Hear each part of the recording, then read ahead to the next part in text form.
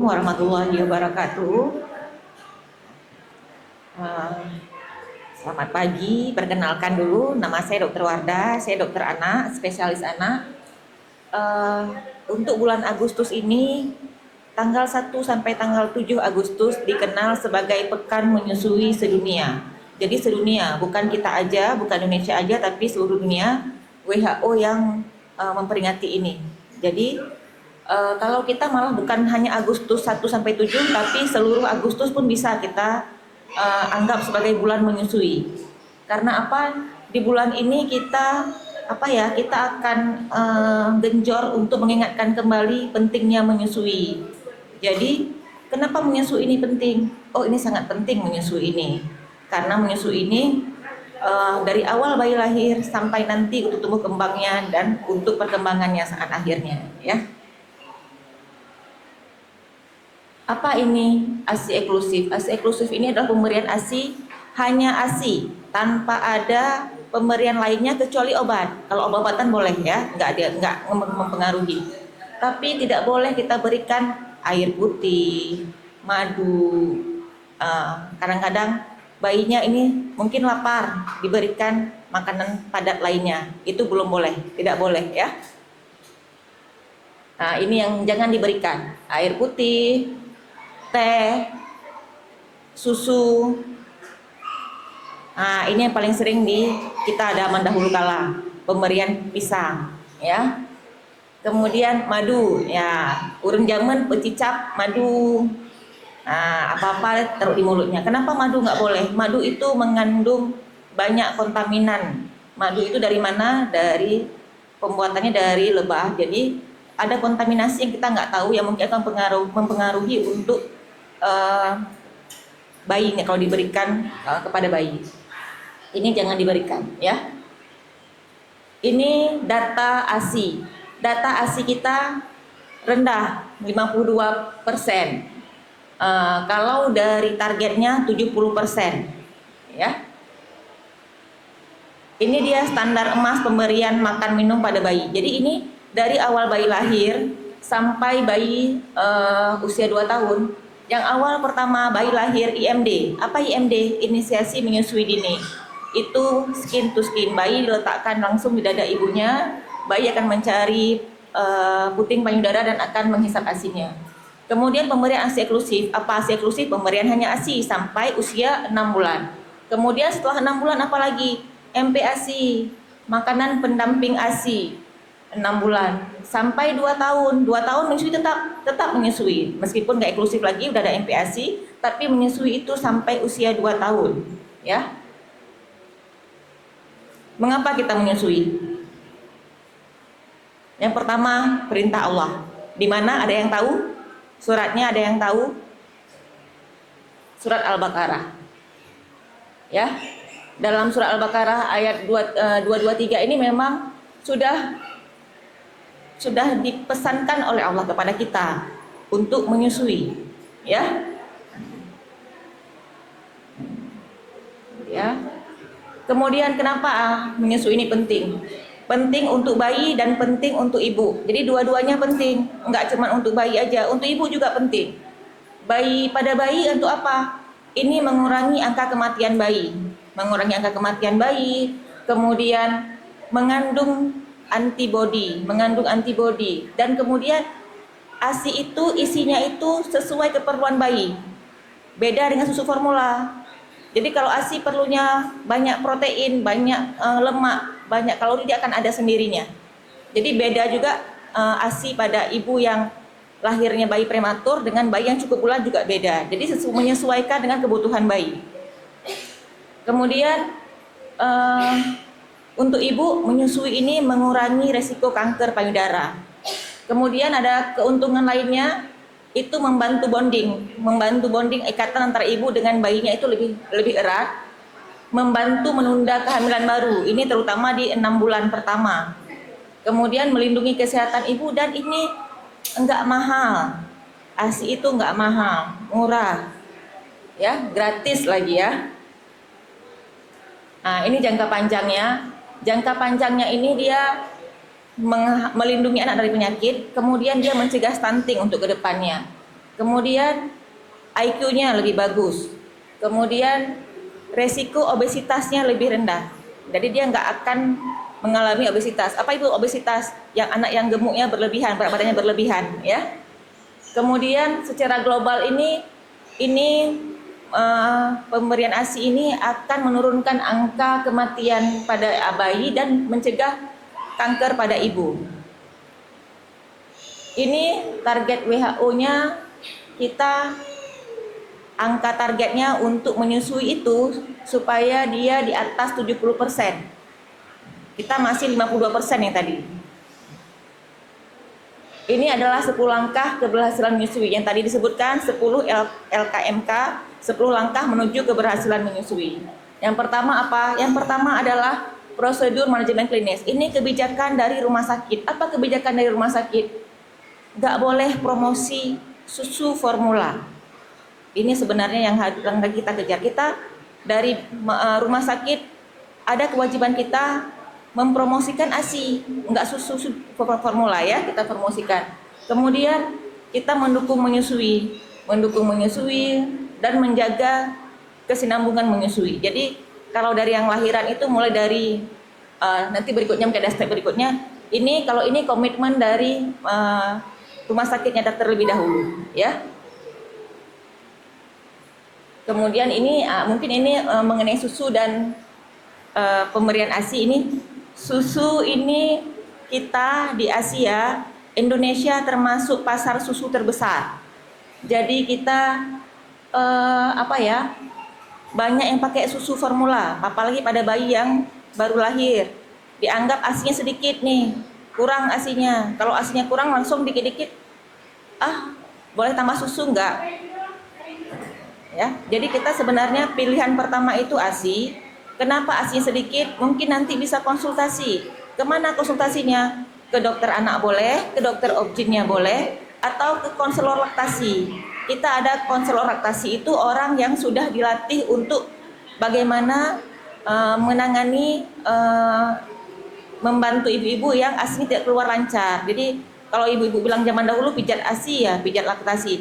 Jadi sebenarnya bukan aja pijat, tapi dia konselor, membantu untuk konsultasi pemberian ASI, ya.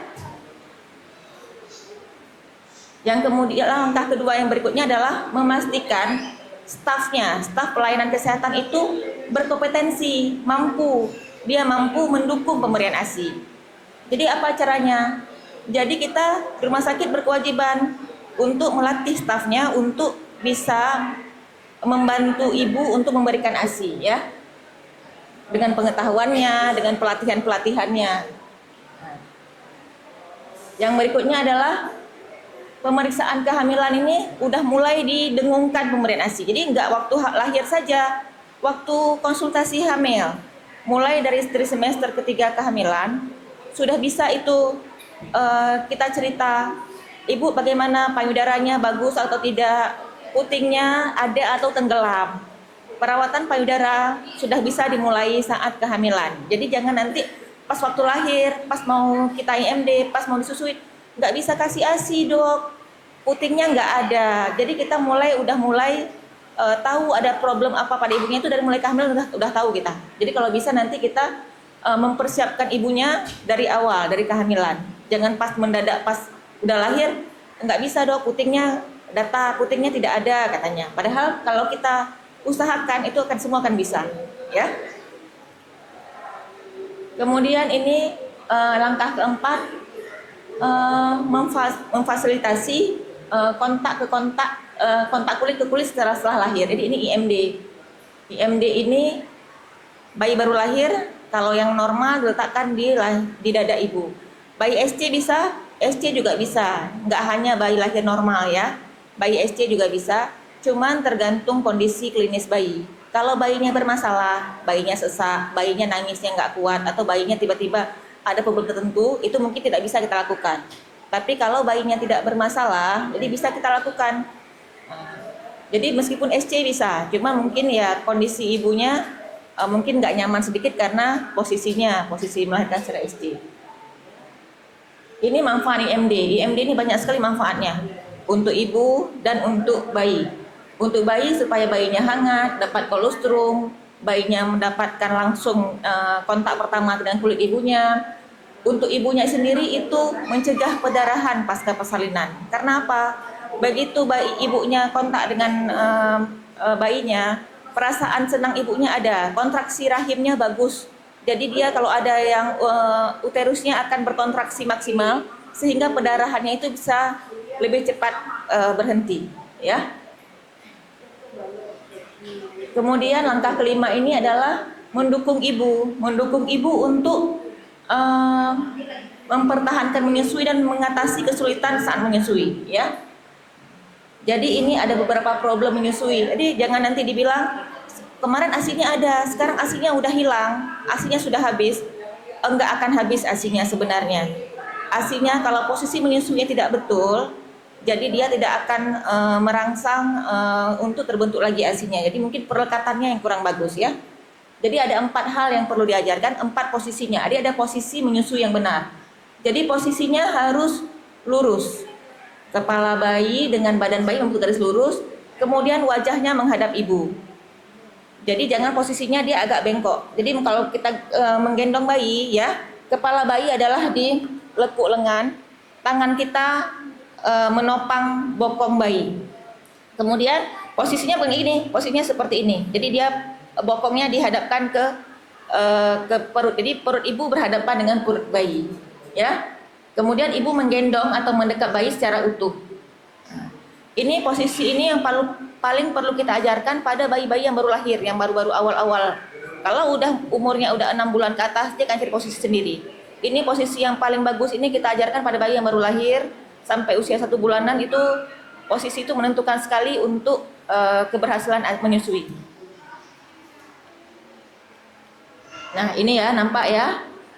Nah, ini yang benar dan ini yang salah. Yang benar dia akan menutup semua puting. Dia akan menutup semua puting dan dia nggak di ujung, nggak di putingnya aja. Dia mau sampai ke areolanya tertutup semua. Kalau di puting aja itu yang bikin lecet. Itu yang bikin putingnya nggak masuk semua ke dalam mulut bayi, terkena dengan gusi bayi, kemudian akan jadi lecet pada payudara ibu. Nah, dengan posisi yang pas seperti ini, dia akan mengenyot dan ASINya akan keluar lebih banyak. Kemudian ada perlekatannya. Nah, ini perlekatannya di mana mulutnya harus buka besar. Ini mulutnya harus doer, terbuka besar. Nggak bisa mulutnya kita paksa masuk, dia mulutnya terlipat, mulut bayinya, ya. Kemudian dagu bayi menyentuh payudara. Kemudian areola, bagian hitam di payudara itu tertutup semua dengan muka bayi. Dan hanya nampak yang bagian atas. Bagian bawah itu tertutup, tidak nampak, ya. Kemudian bibirnya doer, ya. Kemudian langkah ke-6, tidak memberikan bayi yang disusui itu makanan atau cairan lain selain ASI, ya. Kita harus, jadi sekarang dukungan yang dari lingkungannya, ya, yang yang diperlukan ibu untuk mendukung ibunya supaya tetap memberikan ASI. Kemudian rawat gabung. Nah, rawat gabung ini hampir semua rumah sakit sekarang menerapkan rawat gabung. Apa rawat gabung? Bayi begitu selesai dilahirkan, kemudian langsung diberikan kepada ibunya. Tidak ada lagi bayi dimasukkan ke ruang bayi lama-lama. Nggak ada lagi bayinya masuk ke ruang bayi kecuali bayinya bermasalah. Kalau bayinya sehat, itu langsung ke ibunya. Paling observasi 1 jam 2 jam itu menunggu ibunya selesai operasi kalau yang SC. Kalau yang lahir normal memang nggak dipisahin sama ibunya. Begitu lahir, siap lahir langsung di IMD, habis IMD bayinya dibersihkan, kemudian kemana ibunya pergi bayinya ikut, jadi nggak pernah dipisahkan lagi. Kalau yang SC masih kadang-kadang kita observasi karena kadang-kadang bayinya di kamar operasi, terus ibunya lebih lama waktunya untuk tindakan operasi, bayinya kita observasi sebentar, mungkin 1 jam 2 jam, mungkin akan kita berikan kepada ibunya juga setelah itu. Ini tidak lama-lama lagi di ruang bayi.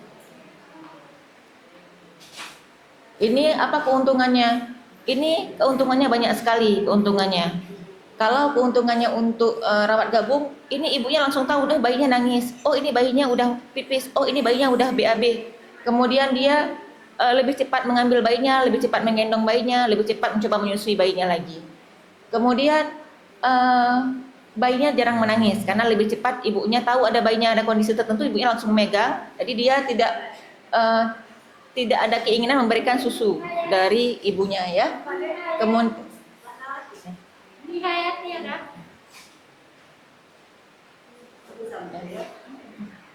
Kemudian ini berat badan bayi lebih cepat menaik ya, lebih cepat meningkat. Kemudian ibu lebih percaya diri. Kenapa percaya diri? Karena bayinya langsung di samping ibunya. Jadi ibunya dari awal memang memegang bayinya, ya.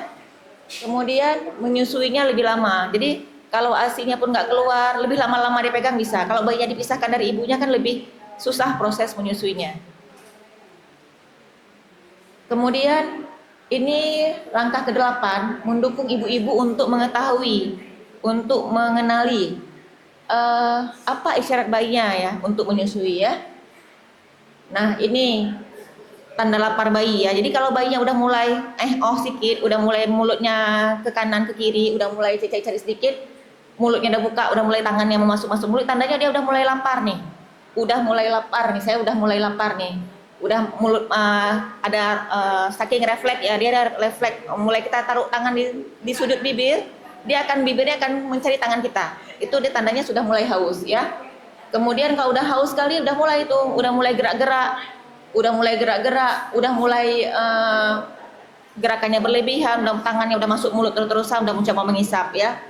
Dan yang udah sangat-sangat lapar, udah ngamuk kalau kita bilang ya, udah ngamuk, udah nangis kencang, mukanya udah merah biasanya. Dan posisi yang sangat lapar ini biasanya kalau udah langsung kita susui mungkin agak susah karena dia udah mulai ngamuk, jadi mungkin harus ditenangkan dulu. Jadi harus harus bayinya ditenangkan, didiamkan terlebih dahulu, baru kita coba bisa nyusui. Kalau kita langsung nyusui pasti dia nggak dapat proses menyusuinya. Kemudian ini tambahan informasi untuk ibu. Ini untuk ibu-ibu yang bayi yang baru lahir. Untuk mungkin di sini mungkin ada yang nenek-neneknya ya mungkin ya. Jadi lambung bayi itu pertama lahir sangat kecil. Jadi jangan nanti hana sep nyo hana inenyo, jok susu mantap. Itu yang kita perlukan dari keluarga. Karena apa? Lambungnya cuma segini, cuma sebesar kelereng. Jadi nggak perlu asinya banyak-banyak, nggak perlu asi 1 botol kita kasih penuh-penuh, enggak. Jadi asinya cuma sedikit, enggak apa-apa. 24 jam kita bilang enggak apa-apa. Kalau ada dokternya nanti, dokter Ji pegang anak pupu, mandu anak pupu. Anak kayaknya enggak ada. Bukan seperti itu, karena kita tahu fisiologinya seperti apa. Dan cadangan gula dari ibu bayi itu, kan kita suka bilang nih, 24 jam nggak apa-apa bu, nggak ada asi nggak apa-apa. Sebenarnya bisa sampai 2-3 hari cadangan gula dari ibunya untuk bayinya. Kalau bayinya normal ya, ini kita ngomong bayi normal, nggak kita ngomong bayi sakit ya. Jadi kalau dia asinya cuma sedikit-sedikit sampai 1 hari 1 malam, bisa nunggu, boleh menunggu sampai asinya lancar. Dimana kapan asinya lancar? Biasanya di hari kedua ketiga itu, banyak di hari ketiga ke atas yang lancar asinya. Nah, kalau hari pertama kedua memang sedikit. Dan ini kan kolostrumnya segini memang jumlah kolostrum. Mungkin kalau ada yang baru melahirkan yang pernah pengalaman untuk cucu-cucunya ibu mungkin atau anaknya, kan ada keluar tuh cairan yang bening dari ASI, warnanya putih, bukan susu kita bilang, ini apa nih, cuman keluar putih-putih aja. Itu kolostrum, berikan kepada bayinya, jangan dibuang. Sendokin juga boleh, nggak apa-apa, karena emang jumlahnya nggak banyak. Di sini perlu banyak minumannya.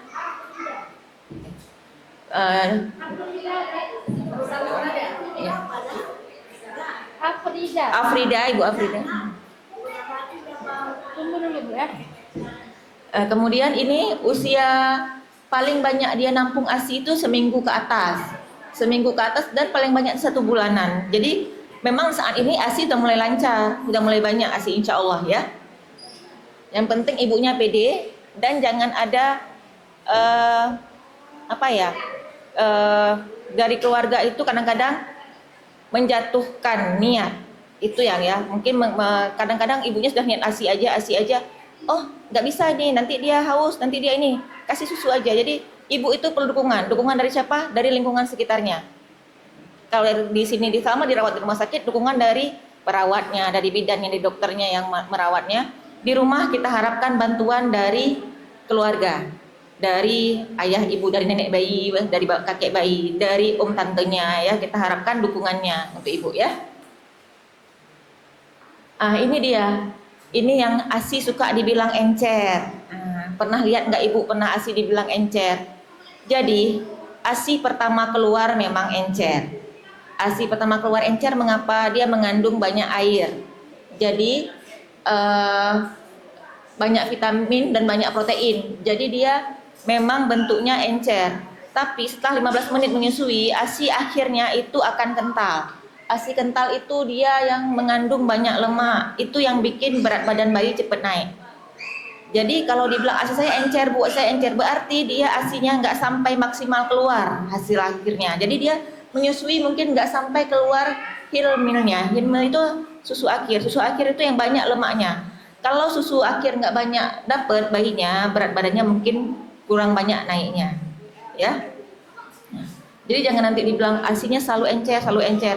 Berarti dia menyusuinya kurang lama. Nanti coba tinggal kita memaksimalkan cara menyusuinya, ya. Nah, kemudian ini adalah kita berikan konseling kepada ibu tentang resiko pemberian botol, dot, dan kempeng. Jadi bukan tidak boleh, tapi ini menurunkan kemampuan bayi untuk mengisap ASI langsung. Orang udah kena dot dia, udah enak ngenyot di dot, dia nggak mau lagi ngisap langsung. Itu resiko yang sangat akan mungkin terjadi. Jadi kalau bisa ya, kalau kita nyendokin atau pakai feeding cup, pakai gelas yang untuk memberikan ASI pakai feeding cup, dia ujungnya ada ini, bayi ditinggikan, diberikan. Mungkin agak repot, tapi dia terbiasa dengan mengisap ASI. Mengisap ASI itu bukan nggak mau, bukan nggak enak ya, dia akan mencoba memerah, jadi ya akan lama keluar ASInya. Beda kalau dia ngisap dot. Kalau dia ngisap dot, dia kempeng 2 kali langsung ASI banyak keluar, jadi dia keenakan, jadi dia nggak mau lagi nanti pakai nyusui langsung, jadi maunya dengan dot terus. Sedangkan dengan dot itu meskipun ASInya kita peras, tapi bondingnya nggak ada, perlengkapan ibu dengan anaknya itu nggak ada, ya. Ini yang langkah terakhir.